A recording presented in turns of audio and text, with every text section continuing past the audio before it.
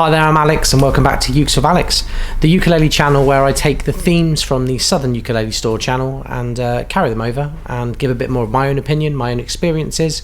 We'll try and learn as much as we can about the ukulele and ukulele culture along the way.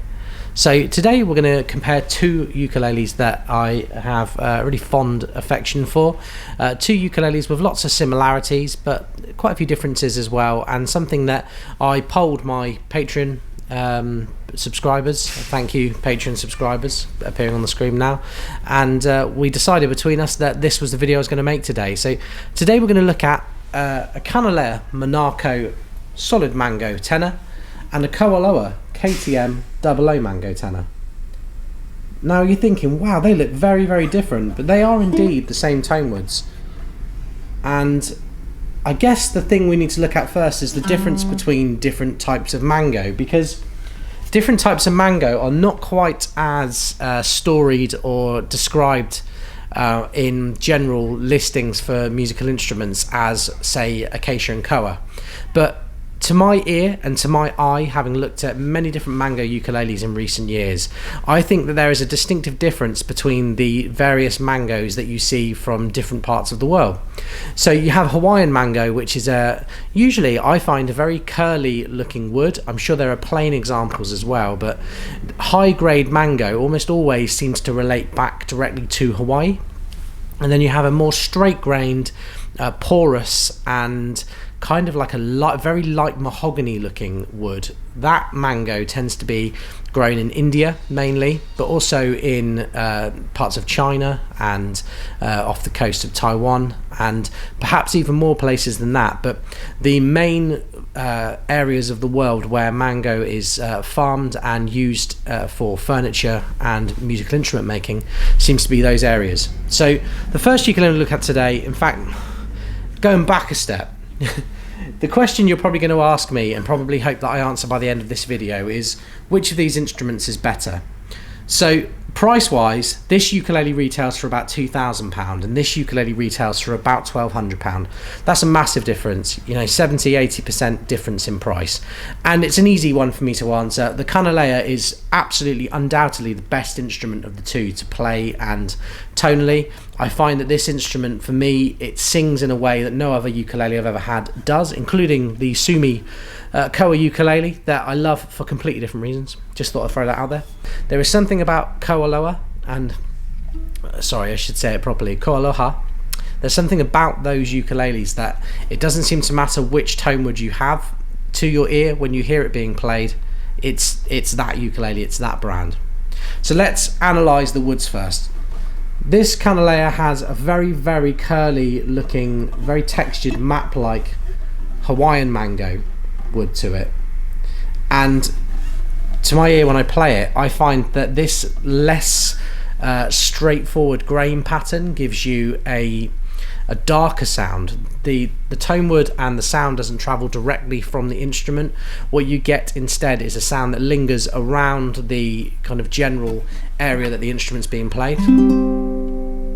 The sound is not throwing out towards you folks, it's coming around me, and that makes a Kanile'a quite unique, certainly for high gloss instruments. The finish is a UV high gloss, so it's a kind of mirror finish, very environmentally friendly. It's applied and then it's cured with a UV light very quickly, and the mango wood underneath is quirky looking at the sides, but at the bottom, as you can see, it's just damn right flamboyant. The sides are a bit plainer, but the sound reflects the look. This ukulele has lots of texture, lots of dynamics, and to look at it is to understand it. The KoAloha has a much more kind of petite look to the body. When you compare them directly, the upper bout of the KoAloha seems slimmer, and the lower bout is about a centimetre shorter in width than the Kanile'a. But the sound of this instrument is much more direct, and that's less to do with the grain pattern of the mango, which is still quite quirky, but definitely more linear. The grain is straighter, and the projection of this instrument is much more immediate. but the body shape and the ribbed bracing that KoAloha use inside these instruments, they are very simple. The rib bracing around the outside and then ladder bracing on the tops. It's very thin but stiff, and that is something that you find as kind of a signature of KoAloha ukuleles, whether it's a modern 2021 build or one of the early Pops ukuleles. So these ukuleles do very different things, despite both being Hawaiian made, solid mango tenor ukuleles. The origin of the mango wood used for the KoAloha ukuleles, I can't be sure of. To me, it looks like it could well be an Indian mango, but I can't verify that, and it's not the kind of thing that I really feel the need to reach out to KoAloha about. But if you're watching this video and suddenly very interested in the dynamic range of KoAloha, well, you know, why not get in touch with them and ask them? But I'm going to assume that this isn't Hawaiian mango, but it could well be Hawaiian mango. I have no way of knowing, so I'm going to go with the spec on their websites from a couple of years ago where they said that it was.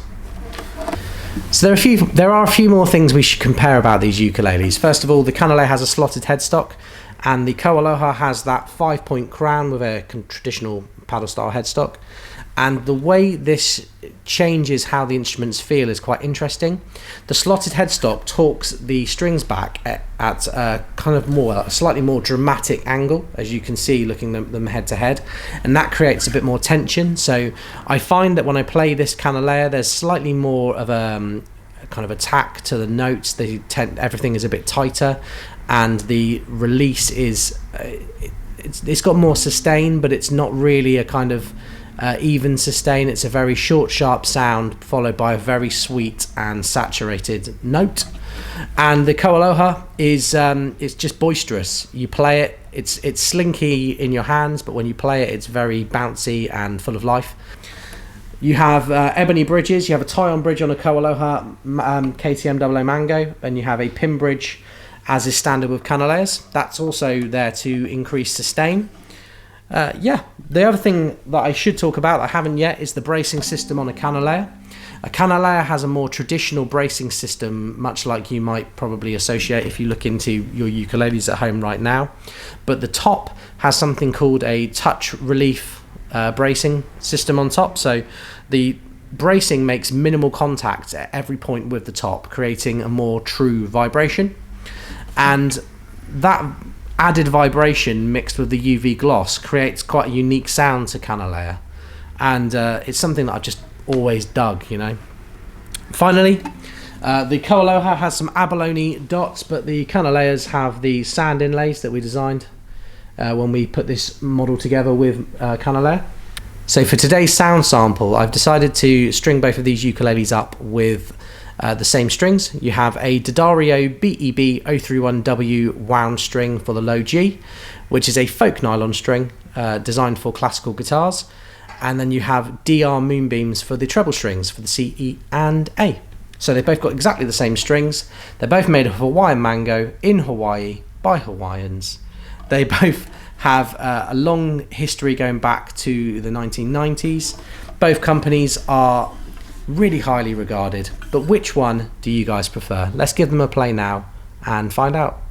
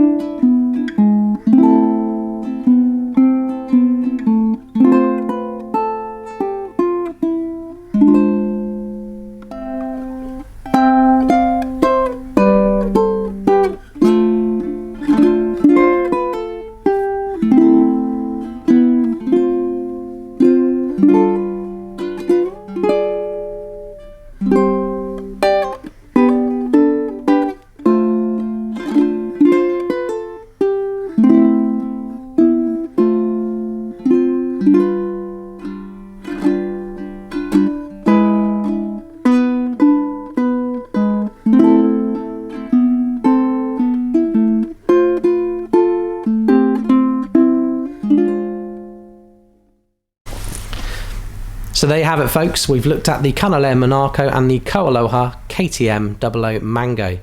Which was your favourite? I know not everybody can justify the added expense of the deluxe things that make a ukulele kind of more aesthetically pleasing and slightly more specific. But if you ever get the opportunity to try a Kanile'a without a slotted headstock and then directly compare it to one with this slimline stealth headstock, I think 9 out of 10 people are going to prefer this slotted headstock. It's something that adds about £300 to the price, but for me it's a defining feature for Kanile'a ukuleles, and it's the one that I like to recommend to people the most. That being said, there's something about the KoAloha, and it's so different to the Kanile'a Manako that when I'm at home I have them on stands next to each other. They're the only 2 ukuleles I have out on display, and I find myself really struggling to choose every time I go to pick one up which one I'm going to pick up. And that's testament to the KoAloha, because being a standard production model with less thrills about it, the mango and the feel and the history of that ukulele brand draw me in every single time. Look, anyway, I'm about done with my rambling and ranting for one day. I really hope that my more impartial reviews on the Southern Ukulele Store channel help you, but here on Ukes with Alex, it's really lovely for me to be able to just give you my own experience and unbridled. This is something I own and something that I feel very strongly about, and I really hope that my personal feelings and affections for certain instruments help you to make a more informed decision. If there's anything that you'd like to see me feature on the channel in the future, then let me know in the comments section. If you have any questions, you can email me at ukeswithalex@gmail.com. I will be back very, very soon, but if you're missing me in the meantime, there's a few exclusive videos on my Patreon that you can sign up for, patreon.com/ukeswithalex. And yeah, thank you very much for watching. I'll see you soon.